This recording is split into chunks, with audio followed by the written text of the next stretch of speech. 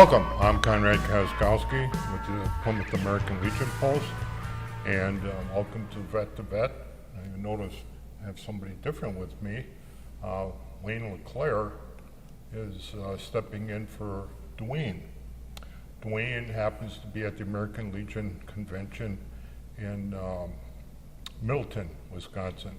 So I asked Wayne if he could help me out because we didn't want to skip another month.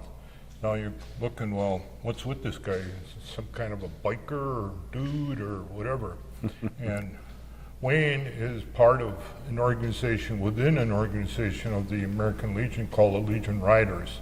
These are veterans that are motorcycle enthusiasts, and the men and women of this inner organization do fantastic work as far as not only riding, but they generate a lot of fundraising. They help numerous veterans organizations, and they're really, like I say, the fastest group within the Legion as far as membership coming in. But we're not going to talk about that, are we? I guess not. No.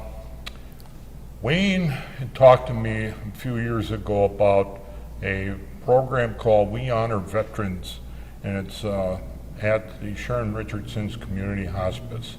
This program is actually sponsored by the Veterans Administration. Yes. It's not something that was dreamed up by Sharon Richardson. Right. But that's important because they have to account not only for the hours, the training, the background investigation on veterans that are in this program. So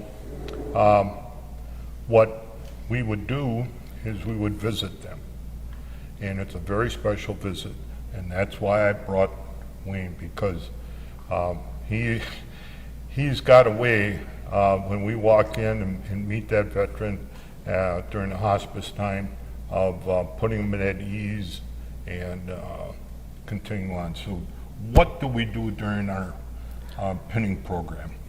Well, let's just back up a minute. This whole program started in March. Our kickoff here locally at Acuity was in March of 2013. This was a national program between hospice and palliative care organizations, so we weren't the only ones, but this was our version of it here. And so it started. And what we do is if we get a call, which I got one this afternoon for one coming up, there's about 10 to 12 veterans that are on this list to call. If we have 4, that's a perfect number. It gives us a leader and 3 other people to do the program that we administer. We go in, the hospice office, they print up a certificate, and that's the first part of the program. Somebody reads the certificate, the name of the individual and so forth and so on, and that starts it off. Then another part of this is the flag, the history of the American flag, and a pin presentation regarding to that. And the third part of that is I usually do it, and it's a gift of from the Camel Quilt Project in Plymouth, Wisconsin, and it's a veteran lap quilt. And that follows. Why don't you give that part? Because he really does. He doesn't need a script when he does it. What did you tell that veteran about the? Well, it's a little presentation initially honoring the veteran, but then there's a little history on the Camel Quilt organization, how it started in 2006 when the Linda Wick from the Camel Quilt Project, her son-in-law at that time wanted one.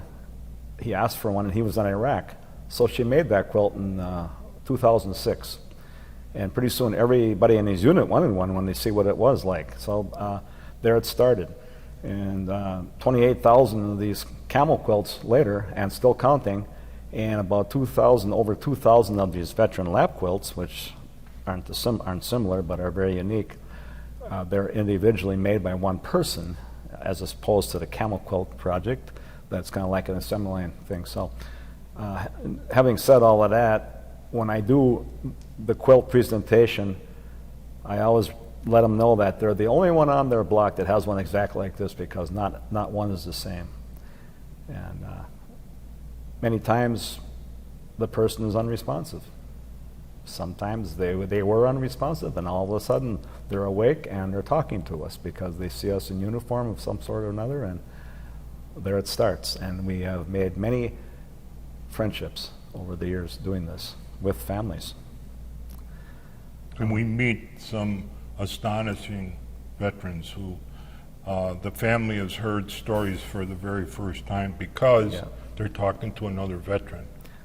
That is true. I remember one in particular, and this was a number of years ago, and his sister was a nurse in World War II, and he was in the Philippines when they were getting beat up by the Japanese, and he was a code encryptor. He was one of the few guys that got on a PT boat with General MacArthur and got out of there to meet a submarine in the South Pacific to safety. You know, stories you'd never hear otherwise. Or we meet an individual where we are told ahead of time, we kind of get a heads up on the condition and whatnot. There's one particular time we were told that the veteran was, well, not speaking and was not exactly the happiest person to be there, didn't want to get out of bed and this and that, you know.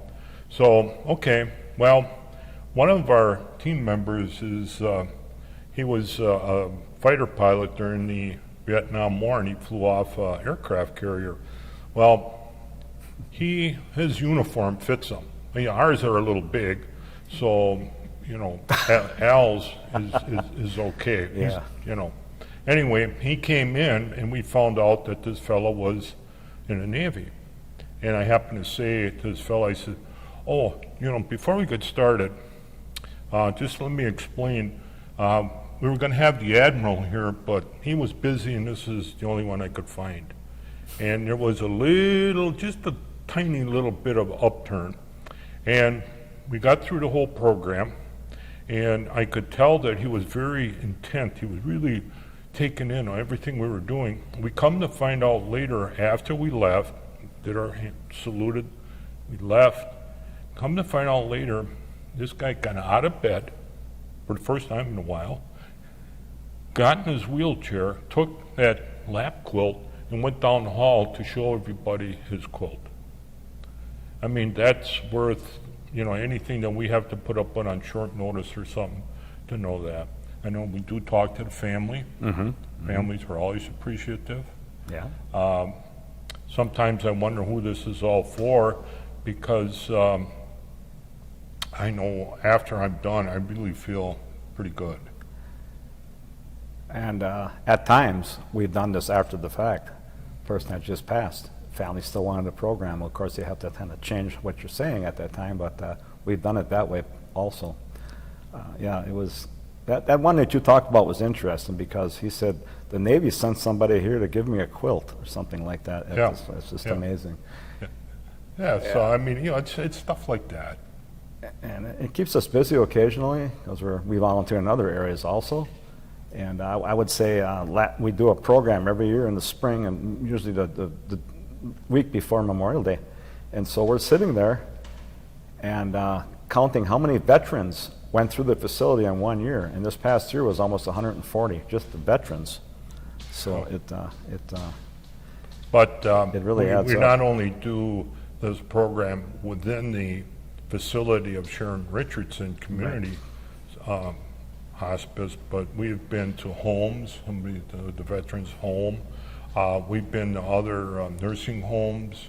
So it's just, we're not, you know, just because you may be at home under the Sharon Richardson Community Hospice, we'll come out to you. And we've done that a number of times. Sometimes we've got a few flights of stairs that go up, and occasionally. and wonder how does that. Wow, I mean, you know, because you know, they're not always the youngest, and we always wonder, well, you know, how do you manage all of this stuff? But this is where they want to be. So. Well, you know, more and more as the years go by, the ones we're doing are from our era. Yeah. So used to be with the older people, but Yeah, now we're the older folks. So, yeah. So anyway, it's a great program. It took me a little while to get involved in it, but Wayne had talked to me a couple times about it. We happened to, I sat in on one of a Legion member, and I was very impressed. And that person came over to me and said, "No, you can do this. Don't worry about it." And like I said, then it's not just going, hey, raising your hands, yeah, I'll help you out. There's training to do, there's background to do and everything. And you have to keep tabs on your time and everything. This all gets submitted to the Veterans Administration to see, well, you know, what's with this program? What are you all doing about it? So, and it's been great, my opinion. Yeah, it's an honor. It's always an honor from one veteran to another. Yeah. So, I think next month, I don't know how busy this guy. You see, Dwayne is now up in the American Legion now. He's in the district part of it. So see if he's going to be busy or not, and we'll be back then. I really thank you, Wayne, for helping and coming in and stepping in and explaining what I consider a really good and important program for our veterans. you're welcome. So until then, to all our 6 viewers, thanks.